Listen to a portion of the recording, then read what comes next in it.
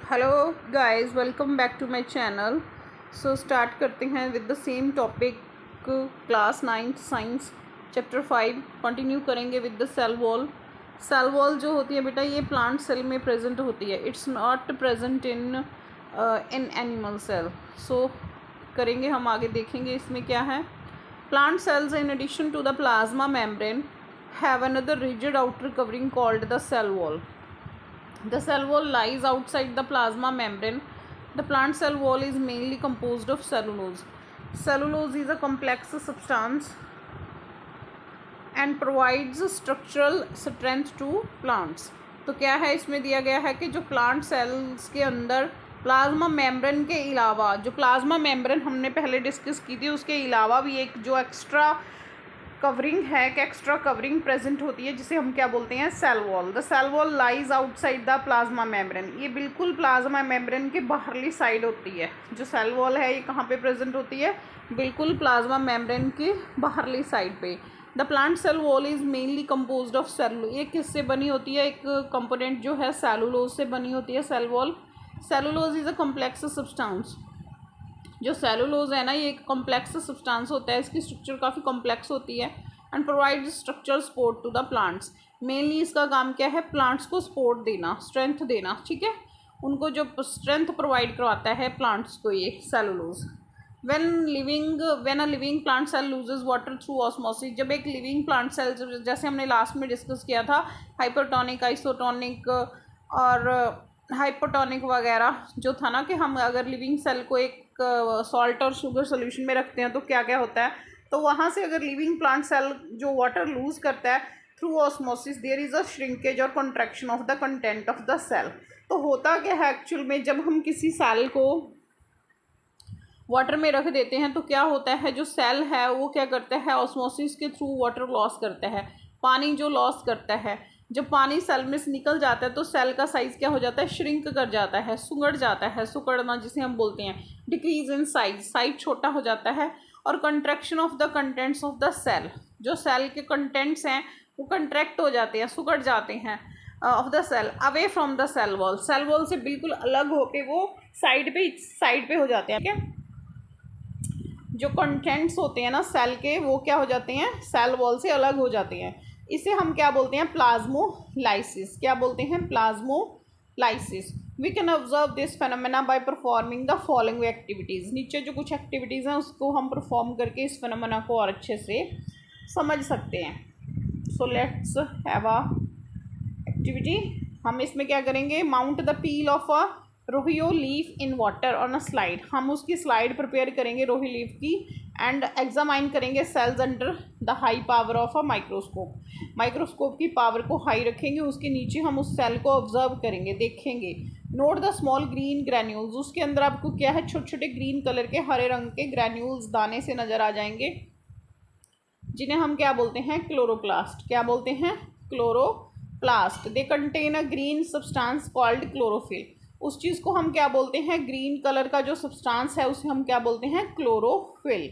तो ये तो आपने स्मॉल क्लासेस से पढ़ रहे हो कि लीव्स के अंदर क्लोरोफिल प्रेजेंट होता है, जिसकी हेल्प से जो प्लांट्स हैं वो फोटोसिंथेसिस करते हैं, अपना फूड प्रिपेयर करते हैं. ठीक है, तो next step, put a strong solution of sugar और salt on the mounted leaf. अब क्या करोगे आप, स्ट्रॉन्ग सोल्यूशन शुगर का या फिर सॉल्ट का लोगे, उसकी एक दो बूंदे उस स्लाइड के ऊपर डाल दोगे. ठीक है, वेट फॉर अ मिनट. थोड़ी देर के लिए आप वेट करोगे and observe under a microscope. आपने क्या किया, पहले तो ऐसे ही आप ऑब्जर्व कर रहे थे, अब आपने क्या किया, उसके ऊपर सॉल्ट और शुगर सोल्यूशन की कुछ बूंदे डाल दिए. अब फिर से ऑब्जर्व करोगे कि क्या हो रहा है. ठीक है, तो व्हाट डू वी सी, क्या हम देखेंगे आगे इसमें. नाउ प्लेस सम रोही leaves in boiling water.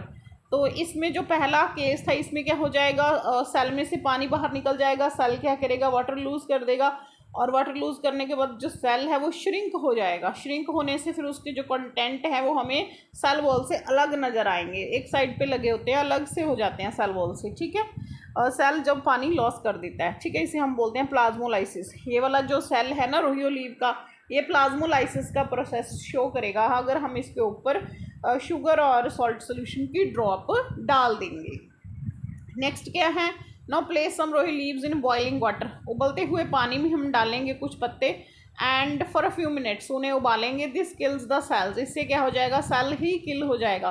Then mount one leaf on a slide, इस जो किल हुए हुए सेल में से हम एक जो है उसको वन लीफ को स्लाइड पे रखेंगे, उसे माइक्रोस्कोप के नीचे देखेंगे। So put a strong solution of sugar और salt on the mounted leaf on the slide. तो अब हम शुगर और सॉल्ट सोल्यूशन फिर से रखेंगे, उसके थोड़ी देर के लिए वेट करोगे and observe it again. What do we find, हम क्या देखेंगे। Did plasmolysis occurs now, no, because जो सेल है वो पहले ही पानी सारा लूज कर चुका है, डेड हो चुका है, ठीक है। तो इसमें अब प्लाज्मोलाइसिस शो नहीं होगा। आगे देखते हैं। So what do we infer from this activity, हमें क्या इंफॉर्मेशन मिली, क्या पता चला। So it appears that only living cells and not dead cells are able to observe water by osmosis, ठीक है। सो इससे हमें पता चला है कि जो लिविंग सेल्स होते हैं वो ही वाटर लूज कर सकते हैं, गेन कर सकते हैं। जो डेड सेल्स हैं are able to observe water, वो नहीं कर पाएंगे, नॉट डेड सेल्स, ठीक है। डेड सेल्स ना ही पानी ऑब्जर्व करेंगे ना लूज करेंगे bye the process of osmosis. उसने बॉयल करके ना, पत्ते को बॉयल करने के बाद, लीफ को बॉयल करने के बाद क्या हो गया, वो सेल्स थे जो किल हो गए, है ना, तो मर गए, वो तो ख़त्म हो गए, डेड हो गए, वो कुछ भी प्रोसेस शो नहीं करेंगे। आगे हम सेल वॉल के बारे में और थोड़ा देखेंगे। Cell walls permit the cells of plants, plants के सेल्स को क्या ये परमिशन करती है, क्या उसको अलाउ करती है।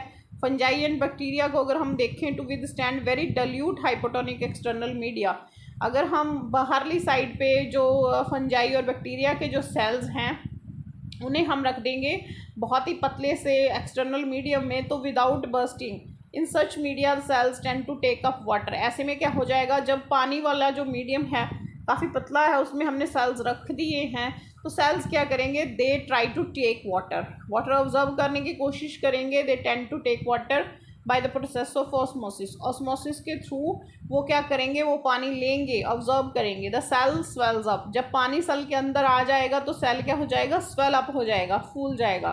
सो building up pressure against the cell wall, ठीक है। जब सेल फूल जाएगा तो वो क्या करेगा, प्रेशर बिल्डअप कर लेगा against the cell wall, cell wall के अगेंस्ट एक प्रेशर बिल्डअप हो जाएगा वहाँ पे, ठीक है। जैसे हम दाल वगैरह भिगोते हैं, आपकी मदर्स भिगोती हैं दाल वगैरह बनाने से पहले, तो दाल के जो ग्रेन्स हैं वो क्या करते हैं, पानी ऑब्जर्व करके फूल नहीं जाते। सेम लाइक सेल, अगर सेल पानी ऑब्जर्व करेगा तो सेल क्या हो जाएगा, फूल जाएगा, स्वेल अप हो जाएगा, ठीक है जी। तो cell swells up, building up pressure against the cell wall, the wall exerts an equal pressure against the swollen cell. जो वॉल है ना, जो सेल की वॉल है वो क्या कर रही है, एक तरफ से तो सारे का सारा जो सेल है उस सेल वॉल पे प्रेशर लगा रहा है, एक दूसरी तरफ वॉल भी प्रेशर लगा रही है सेल के ऊपर। So because of their walls such cells can withstand much greater changes in the surrounding medium than animal cells. तो ऐसे जो सेल्स हैं वो एनिमल सेल से ज़्यादा जो है चेंजेस हैं वो शो करते हैं, अगर हम उन्हें सराउंडिंग मीडियम में रखें थोड़ी देर के लिए। नेक्स्ट जो है हमारा न्यूक्लियस आ गया है, न्यूक्लियस के बारे में पढ़ेंगे। सेल के अंदर न्यूक्लियस होता है, पहले तो हमने बात की थी कि सेल मेम्ब्रेन होती है, सेल न्यूक्लियस होता है और साइटोप्लाज्म होता है। तीन चीज़ें, तीन फीचर्स मेन थे सेल के। तो सेल मेम्ब्रेन देख ली थी हमने, प्लाज्मा मेम्ब्रेन भी बोलते हैं जिसे।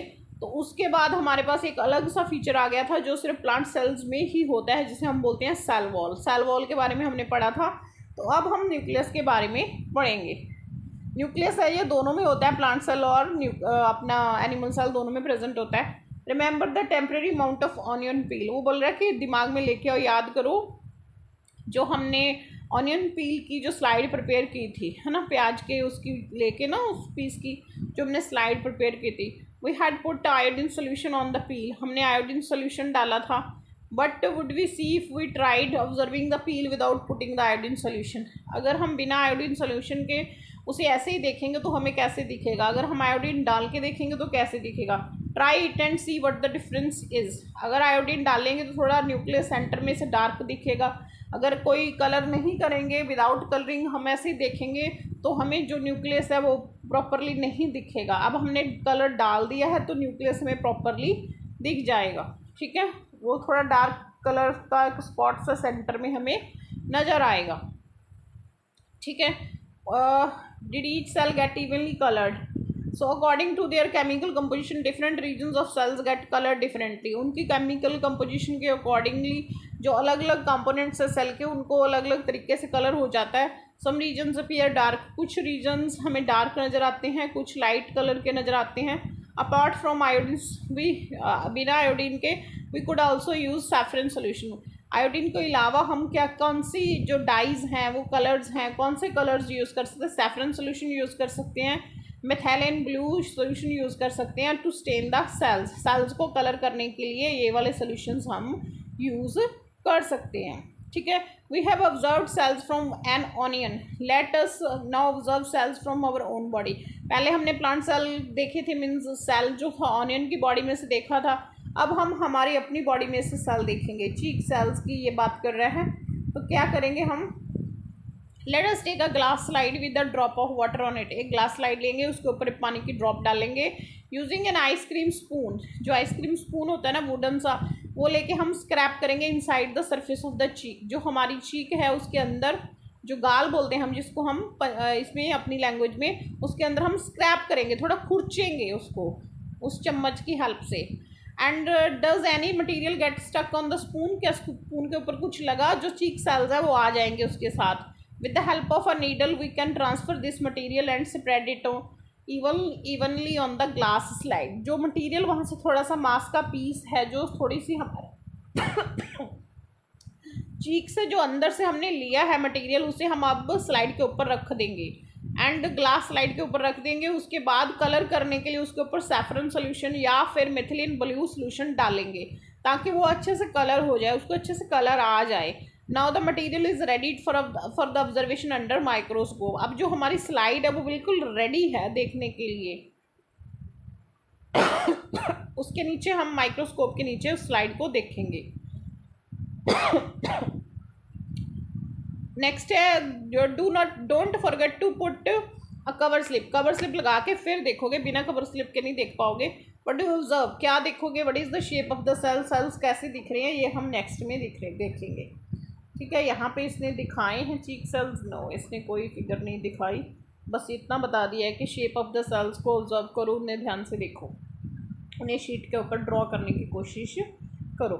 Was there a darkly colored spherical and oval dot-like structure near the center of each cell? क्या हर एक सेल के सेंटर में हमें एक डॉट सी, एक स्पॉट सा नज़र आ रहा है। This structure is called nucleus. जो बिल्कुल सेंटर में एक डॉट सा होता है, एक स्पॉट होता है, बिंदु सा होता है, उसे हम क्या बोलते हैं? Nucleus. Were there similar structures in onion peel? Yes, वहाँ पे भी हमें न्यूक्लियस दिखा था और यहाँ पे भी दिखा है। नेक्स्ट है, न्यूक्लियस के बारे में और डिटेल में थोड़ा पढ़ेंगे। तो हाँ जी, the nucleus has a double layered covering called nuclear membrane. Nucleus का जो है, इसकी खास जो फीचर है, इसकी डबल लेयर कवरिंग होती है जिसे हम न्यूक्लियर मेम्ब्रेन बोलते हैं। The nuclear membrane has pores. Nucleus membrane के पास क्या होते हैं? पोर्स होते हैं, छेद होते हैं छोटे छोटे, जो क्या करते हैं? अलाउ करते हैं इसको मटीरियल एक्सचेंज करने में, transfer of material from inside the nucleus to its outside, that is to the cytoplasm.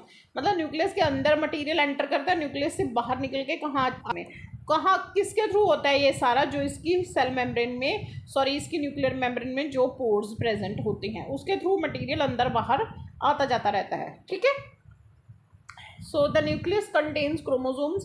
इसके अलावा बच्चे न्यूक्लियस में क्या होता है? क्रोमोसोम्स होते हैं present, which are visible as rod shaped structures. अगर हम उन्हें से देखें, शेप कैसी नज़र आ रही है उनकी? Rod shaped. रॉड जैसे होता है ना, डंडे की शेप, जैसे पेन की शेप होती है, वैसे शेप के जो स्ट्रक्चर्स हैं वो हमें न्यूक्लियस में दिखती हैं, जिन्हें हम क्या बोलते हैं? क्रोमोसोम्स।